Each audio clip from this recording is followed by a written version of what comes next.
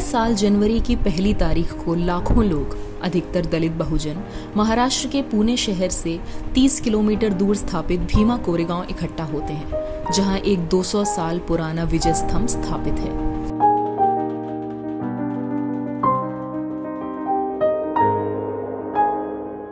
यह स्तंभ 1818 ईस्वी में इस जगह पर 500 महार सैनिकों की एक ब्रिटिश टुकड़ी द्वारा 28,000 संख्या वाली पेशवाई सेना पर हासिल की गई जीत के उपलक्ष्य में बनवाया गया था।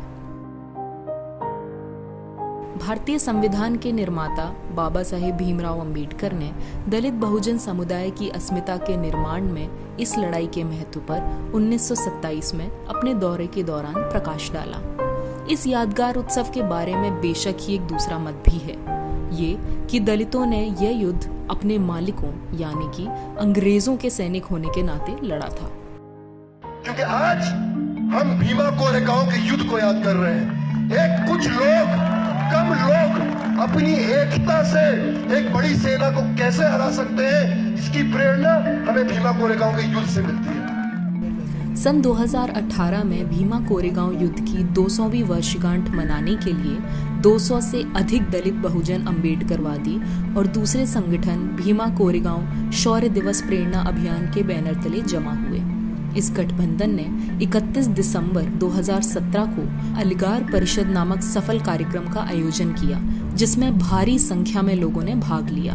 समारोह के मुख्य वक्ताओं में प्रकाश अंबेडकर, राधिका वेमुला, उमर खालिद, जिग्नेश मेवानी, उल्का महाजन और अन्य लोग शामिल थे। एल्गार परिषद के एक दिन बाद 1 जनवरी 2018 को भीमा कोरेगांव समारोह में हिस्सा ले रहे दलित बहुजनों पर भगवा झंडा लिए हुए दक्षिणपंथी हिंदुत्व गुंडों द्वारा हमला किया गया।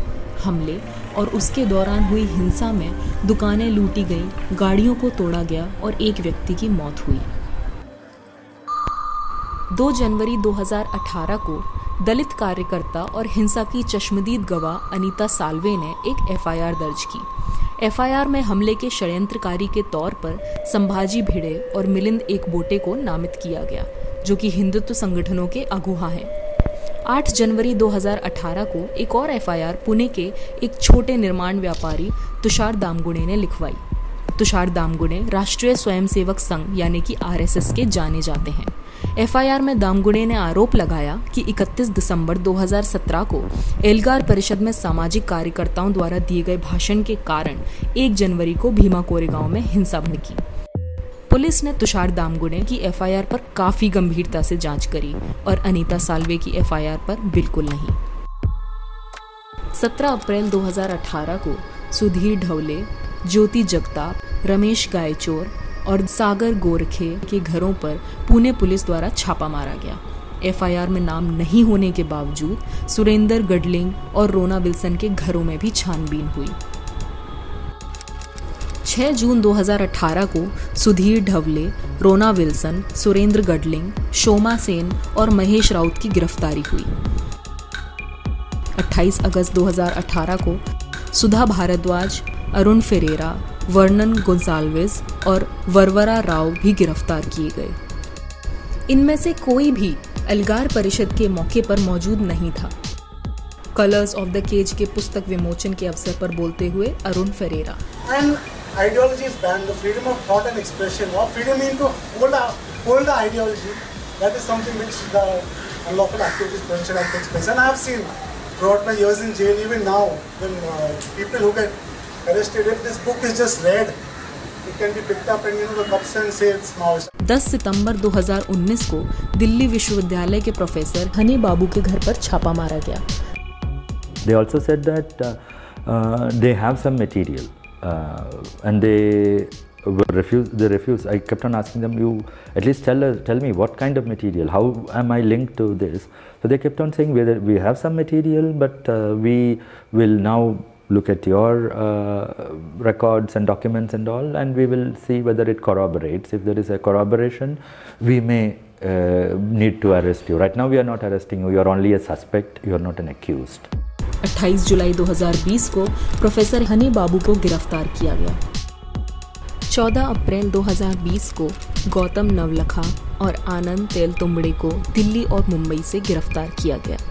7 सितंबर 2020 को पुणे में रमेश गायचोर और सागर गोरखे को गिरफ्तार किया गया और एक दिन बाद ज्योति जगताप की गिरफ्तारी हुई। 9 अक्टूबर 2020 को रांची में फादर स्टेन स्वामी की गिरफ्तारी हुई और एनआईए द्वारा 10,000 से अधिक पन्नों की चार्जशीट दर्ज की गई। They started to put before me certain extracts supposedly taken from my computer. Extracts which were, Maoists were communicating with each other. And in some extracts even my name was mentioned. So they said, where did he meet? My first question was, who is the person writing?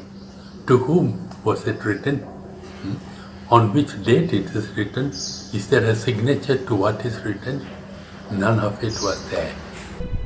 फरवरी 2021 में America की एक cyber forensic firm Arsenal consulting ने रोना Wilson के computer और hard drive पर malware पाया और ये साबित कर दिया कि उनके कंप्यूटर पर फाइलें कहीं दूर से जमाई गई थी। Once we had the first hard drive, which contained both forensic images and police work product on it, it didn't take us very long to figure out that something very bad had occurred. आप case के details में जाओगे तो आपको पता चलेगा कितना fake case है और कितना बुरी तरीके से इसको बनाया गया है। उसके बावजूद भी कोई कुछ कह नहीं पा रहा है इसके खिलाफ, एंड कुछ हो नहीं पा रहा है। मेरे हस्बैंड है जो डॉक्टर आनंद तेलतुंबड़े हैं, वो बेल के लिए ट्राई कर रहे हैं। लास्ट भारत में असंतोष को शांत करने के लिए कठोर औपनिवेशिक युग के कानूनों के माध्यम से लोगों को आंदोलन का निशाना बनाने का इतिहास रहा है।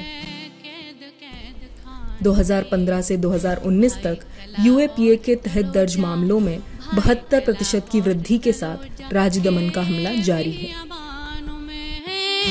16 चिराग है कैद कैद खानों में, फूलों को काटने से बहारें रुकी है क्या।